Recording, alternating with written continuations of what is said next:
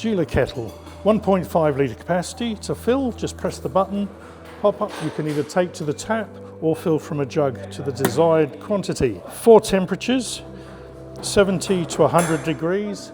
Select the temperature depending on the beverage, hot chocolate low, tea high.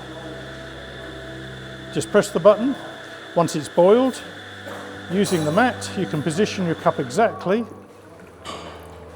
to pour the water without missing the cup or moving the cup and risking a burn. These are your temperature buttons, 70, 80, 90 and 100, depending on the beverage you want. For soup, possibly 70, green tea 70, for Earl Grey up to 100.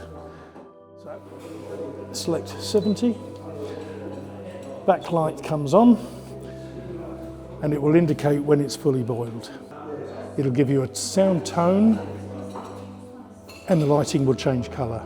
So to start with, it actually measures the temperature of the water, compares it to the setting you've selected, and now it's heating. Okay, so it's gone purple now. So once it goes purple, it's actually heating at this point. So blue, it's just measuring what's in it. Purple, it's heating. Okay, now it's gone red, ready to, and it's going to maintain that temperature.